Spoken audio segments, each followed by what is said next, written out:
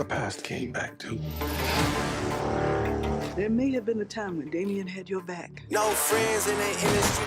Hello everybody and welcome to Elvis vs. the World. Welcome to my YouTube channel. In this video, I'm gonna go into a quick recap, review, kind of summary on Creed 3. Before I go into anything, first off, I want to give my hats off, my tip of the hat to Michael B. Jordan for this being his first solo directorial debut for a movie. I feel like that is totally dope. And for being the director of a movie that has already been a spin-off of a really popular franchise in the Rocky Balboa franchise, morphing into the Creed franchise and being someone that has put their stamp and put their identity into that Creed franchise, now in this position of being a director of the third movie, I just feel like that is totally dope. Before we get into it, make sure you give this video a like, subscribe to my channel, turn on post notifications and all of that good stuff.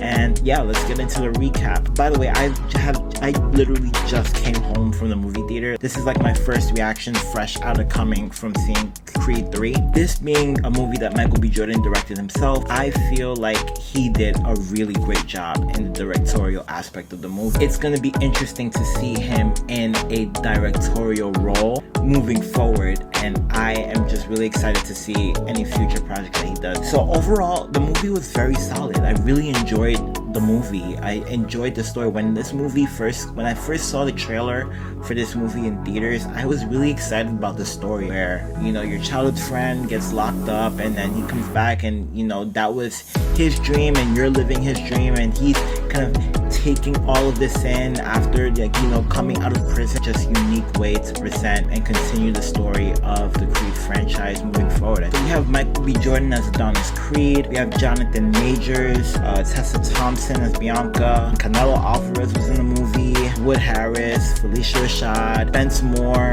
Thaddeus Nixon, Mila Davis Kent as well, playing Adonis Creed's young daughter, Amara. The sign language is just so fascinating. I feel like, for one, like after seeing The Last of Us and now being in a space where sign language is now being put on the forefront, it's just so amazing to see that being incorporated into movies. So we get into the story of Creed 3. We go into the life of Adonis Creed, who is basically thriving at this point. He has won multiple boxing matches. He is the undisputed world boxing champion. He's on top of the world and he's looking to retire as a successful boxer, getting all these endorsement deals, doing interviews and things like that. Ends up training the next generation of boxers, primarily this boxer named Felix, who's training in his gym, to come up and kind of take the helm from Adonis Creed. That all changes when childhood friend Damien then gets released from prison, and he sees that he should be at the top. Once he sees Adonis everywhere, getting all these deals, winning all these matches, becoming the champion and all of that, he feels a type of way, and he feels that he should be the one in the spotlight, and he feels that he has put 18 years of his life, you know, has been spent behind bars, and that he needs to play catch up and he needs to get to the top. When they first showed that interaction between Damien and Adonis, you know, Adonis really wanted to help out his friend. This was somebody that they were really close as friends. I really like how this movie started, where they kind of highlighted how close they were and kind of like cut off to where things kind of turned south. Damien ends up using Adonis's resources to kind of further himself ahead, you know, getting into a championship match. One of his prison mates end up actually hurting Felix's opponent. Felix is the champion, the world boxing champion at this time. Damien kind of inserting his way into that. This hurts Adonis. I did this for you and now like you're turning your back on me and things like that, and you're doing shady stuff. In terms of pacing, I thought the beginning, like the first half of the movie, was perfect. I thought it was perfect in terms of pacing, how they introduced Adonis and Damien when they were kids, being getting released to prison, and now integrating himself into training to becoming a boxer again. So the kind of tidbit of criticism that I had with the movie was that I felt like the middle, like the main 3 points of the movie were kind of like just scrunched up in this not one segment, but it happened two simultaneously after each other. Damien winning the title, right? Seriously hurting Felix. Adonis argues with his wife. Adonis not opening up and telling her things about his past. Then we have Adonis finding out his mom has been hiding the letters. His mom ends up getting really sick and then passing away.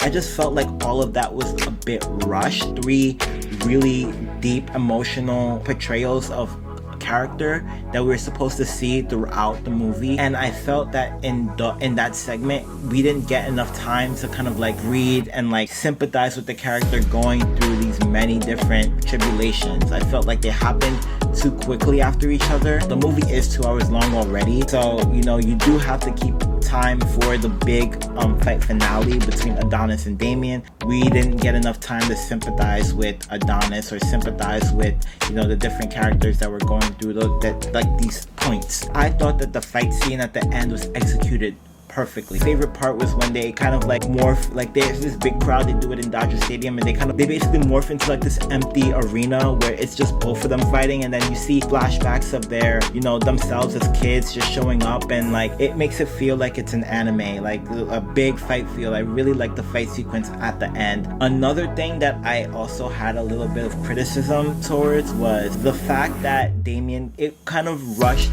through with Damien getting a title shot. I would have wanted to see Damien at least fight in an exhibition in front of a small crowd to kind of showcase his ability to people. That wasn't really enough. I felt like they should have at least had like one exhibition match against somebody that's unknown, just to get Damien's foot in the water and just to show us that Damien is like legit. He's legit into pursuing his goal for the championship. It was just like, and then bam, like, you know, it felt like that in the movie. The one thing I did enjoy about the movie as well was that, you know, I really like when movies let the villain have some shine and let the villain win sometimes, because Jonathan Majors is a really good villain. This man has cemented and has nailed being hated to a T. In the movie, you really felt that you could not stand Damien. Pushed him on the floor, kind of treated him like shit, then punched him in the face and was like, yeah, I'm the champion now, like what are you gonna do about it?